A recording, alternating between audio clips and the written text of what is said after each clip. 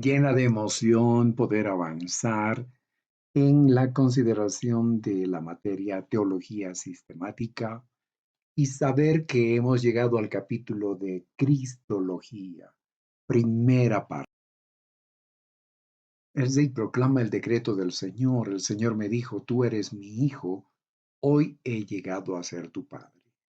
Dos ideas. Hay un hijo, hay un padre. Sométanse al Hijo de Dios, no sea que se enoje y sean destruidos en plena actividad, porque su ira se enciende en un instante, pero qué alegría para todos los que se refugian en él. Salmos 2, 11 y 12.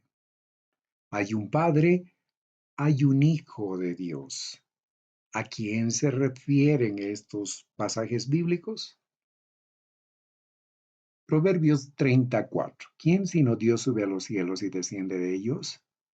¿Quién detiene al viento en sus puños? ¿Quién envuelve a los océanos en su manto? ¿Quién ha creado al mundo entero? ¿Cuál es su nombre? Y el nombre de su hijo, dime si lo sabes. A manera de introducción, sabemos que Dios es uno. También sabemos que Dios es único, no hay otro Dios fuera de él. Sabemos también que Dios se manifiesta en tres personas, aun cuando es un Dios, Padre, Hijo y Espíritu Santo. Aceptamos esta verdad porque la Biblia la presenta de esa manera. Debemos recordar también que el Padre es Dios, el Hijo es Dios y el Espíritu Santo también es Dios. Cada una de las tres personas de la deidad tiene, sin embargo, roles, papeles muy bien definidos y también son complementarios a las otras personas de la Trinidad. La especialidad teológica llamada Cristología, que es un capítulo de la teología sistemática, tiene que ver con el estudio de Dios Hijo, la segunda persona de la Trinidad. Y vamos a ver cómo esta doctrina está conectada con la de Dios Padre y también con las otras doctrinas. Veamos sobre la preexistencia de Cristo. Al estudiar Cristología, no solo debemos hacerlo desde que Cristo se hizo hombre en el vientre de María y nació en Belén. Una verdad cardinal de la Cristología es que Cristo ya existía antes de ese hecho.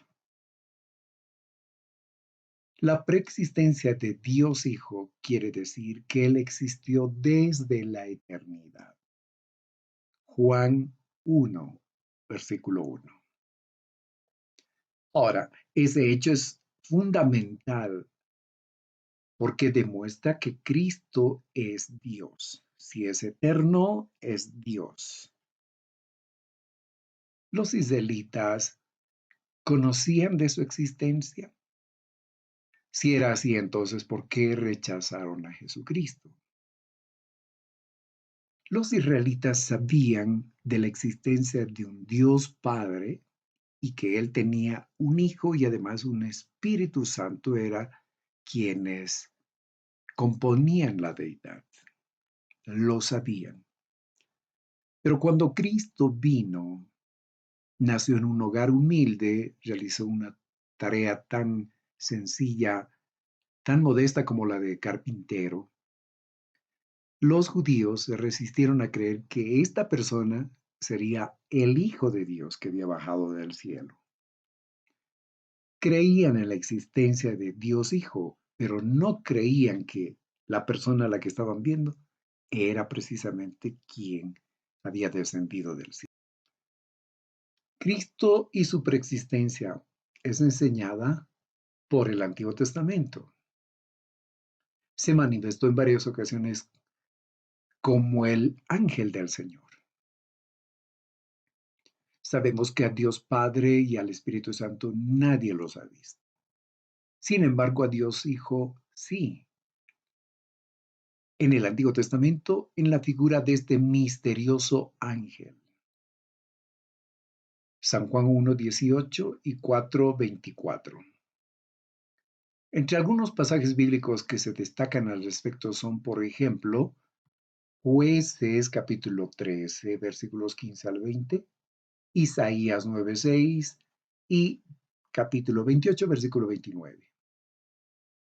Es llamativo que en la aparición del ángel del Señor a los padres de Sansón, por ejemplo, se expresa el carácter de admirable. Él mismo menciona y dice, ¿no sabes que mi nombre es admirable? Palabra que en toda la Biblia siempre se usa con relación a Dios, sus obras y también lo que Él dice. Se debe recordar que la profecía de Isaías 9:6, donde aparece ese calificativo de admirable, se aplica a Cristo. En Éxodo 3, 1 al 6, ese ángel expresa que Él es el Señor Dios de los antepasados de Moisés y además permite que Moisés se postre mostrando adoración. En Apocalipsis 19, 9 al 10 y 22, 8 al 9, sin embargo, encontramos que los ángeles no permiten que se les adore, pero sí el ángel del Señor, porque es el Hijo de Dios quien se presenta bajo esta figura. En Éxodo 3, 1 al 6 también se observa otro elemento destacable, que ese ángel se presenta con el nombre sagrado de Dios, el Eterno, Adonai. Eso también sucede en pasajes bíblicos como Génesis 18, 1 al 2, 22, capítulo 19, versículo 1, Génesis 22, 1 al 2 y los versículos 11 al 12. Otro detalle que se puede destacar es que Miqueas 5:2 presenta a Dios Hijo como temporal y al mismo tiempo siendo eterno. En Juan 1:1 y versículo 15, el Hijo es presentado como la palabra activa que existe eternamente. El Hijo no solo existe eternamente, sino que está sobre todos. En San Juan, por ejemplo, es presentado como mayor que Juan el Bautista. Y al mismo tiempo Juan es el mayor de todos los profetas. Entonces, Juan hay otro mayor que él, que es Jesús. Lucas 7:28. Es presentado también sobre todos los hombres y sobre todo lo creado en San Juan 8:51 al 59. Es presentado como mayor a Abraham, por encima de Abraham, quien además vio el día glorioso del Hijo de Dios. San Juan 8:52 al 53 y en el versículo 56. Otro detalle interesante es que el Hijo conoce personalmente a Dios Padre. El Hijo encarnado, Jesucristo, conoce personalmente a Dios. San Juan 8:55. El Hijo dio a conocer su propia preexistencia en San Juan 8:58-59. Es interesante cuando utiliza la frase yo soy y no yo era, es decir, mostrando su eternidad, su preexistencia. Juan expresa que Cristo estuvo cuando todo estaba siendo creado. Lo vemos claramente en el versículo 1 de su Evangelio, en el capítulo 1, y en el versículo Cristo y los nombres que se le atribuyen.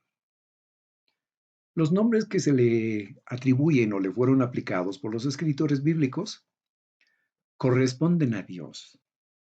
Se lo denomina, por ejemplo, Dios, en Romanos 9:5 y Hebreos 1:8.